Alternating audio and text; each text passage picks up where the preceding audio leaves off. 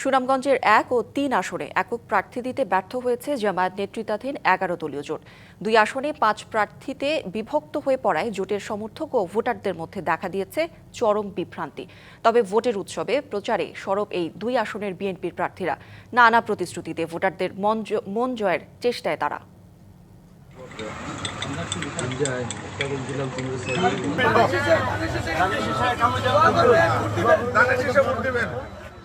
নির্বাচনী প্রতীক বরাদ্দের পর থেকেই সুনামগঞ্জ ১ ও ৩ আসনে প্রচারণায় সরব বিএনপি মনোনীত প্রার্থী ও দলীয় নেতাকর্মীরা। হাটবাজার, পাড়ামহল্লা ও গ্রামে গ্রামে চালানো হচ্ছে গণসংযোগ ও উঠান বৈঠক। ভোটারদের দ্বারে দ্বারে গিয়ে সমর্থন চাইছেন প্রার্থীরা।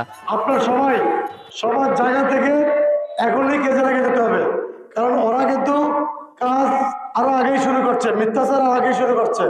আমরা সত্য, তবে আমার একটা বিশ্বাস, মিথ্যাচার যত আগেই হোক, সত্য তো সত্যই। সুষ্ঠু একটি নির্বাচন হবে, সেই নির্বাচনে সবাই অংশগ্রহণ করবে এবং আমরা ইনশাল্লাহ বিশ্বাস করি বাংলাদেশ জাতীয়তাবাদী দল ধানের শীষকে সুনামগঞ্জ ৩ নির্বাচনী এলাকার মানুষ ভোট দিয়ে জয়যুক্ত করবেন ইনশাল্লাহ। অন্যদিকে একক প্রার্থী নির্ধারণে ব্যর্থ হওয়ায় টালমাটাল অবস্থায় জামায়াতে ইসলামীর নেতৃত্বাধীন ১১ দলীয় জোট।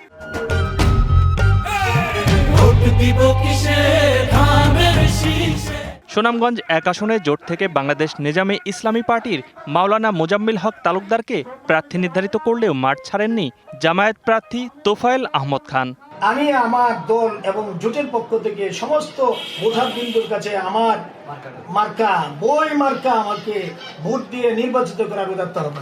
দাঁড়িপাল্লা নিয়ে আমরা ছিলাম, আমরা আছি, ইনশাআল্লাহ ১২ তারিখে বিজয় নিয়ে আমরা করে ফিরব।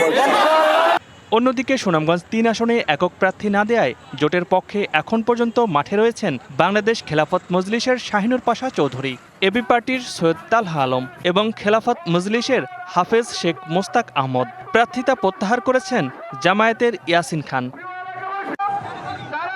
এদিকে দুটি আসনে ঐক্যের ৫ প্রার্থী থাকায় জোটের মাঠ পর্যায়ের প্রচারণাও দুর্বল হয়ে পড়ছে। সমর্থকরা সিদ্ধান্তহীনতায় রয়েছেন কার পক্ষে চালাবেন প্রচারণা, আর ভোটাররাও আছেন বিভ্রান্তিতে। কে কারে পুরনো ভোট দিব তারাও নিশ্চয়তা করতে পারেন না। যোগ্য ব্যক্তি তারে মনে আমরা তারে আমরা ভোটটা দিব। ৩-৪ জন প্রার্থী থাকা মানুষ বিভ্রান্ত ছড়াচ্ছে, কাকে ভোট দিবে কাকে না।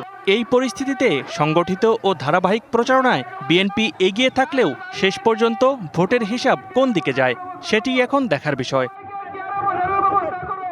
DBC news desk.